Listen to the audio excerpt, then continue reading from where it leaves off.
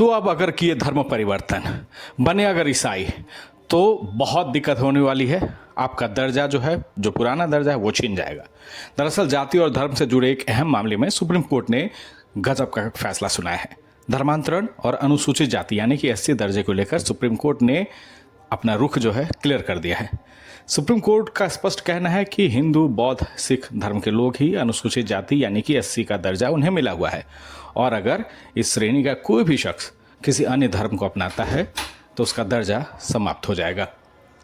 आसान भाषा में समझिए तो कोई भी दलित या एससी कैटेगरी से में आने वाला व्यक्ति अगर इस्लाम या ईसाई धर्म अपनाता है तो फिर वह अनुसूचित जाति का अपना दर्जा खुद ब खुद खो देगा। न्यायमूर्ति पीके मिश्र और एमपी अंजारिया की 2 जजों वाली पीठ में आंध्र प्रदेश हाईकोर्ट के फैसले को बरकरार रखा और कहा कि एक व्यक्ति जब खुद को ईसाई के रूप में घोषित करता है और उसका अभ्यास भी कराता है तो वह अनुसूचित जाति या फिर जनजाति का सदस्य कभी नहीं रह सकता। सुप्रीम कोर्ट ने फैसला सुनाते वक्त कई तर्क भी रखे।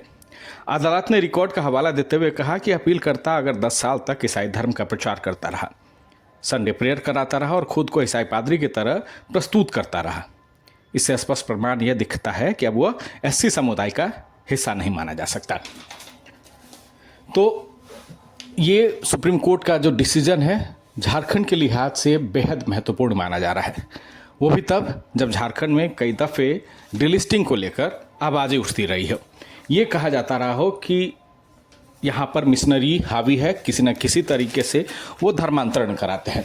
दूसरा, एक पक्ष का ये भी कहना है कि धर्मांतरण करने के बावजूद एक तो वो ईसाई धर्म का लाभ लेता है, दूसरा अगर एससी एसटी कैटेगरी का वो शख्स है तो फिर इसका भी वो लाभ लेता है, यानी कि धर्म बदलने के बाद भी वो 2 तरफा लाभ लेता है।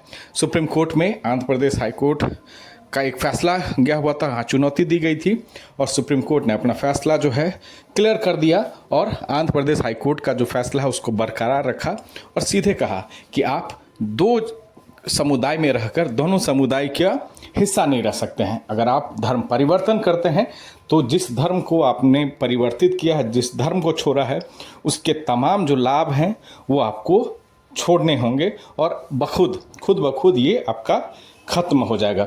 एससी एसटी के फैसले के खिलाफ जो है ये निर्णय सुप्रीम कोर्ट का काफ़ी अहम माना जा रहा है। कई क्लॉजेस भी सुप्रीम कोर्ट ने इसके पीछे दिखाए, कई क्लॉज भी दिखाए और इसके पीछे साफ ये तर्क दिया है कि नहीं, ऐसा कुछ हो नहीं सकता है कि आप 2 धर्म का लाभ नहीं ले सकते हैं।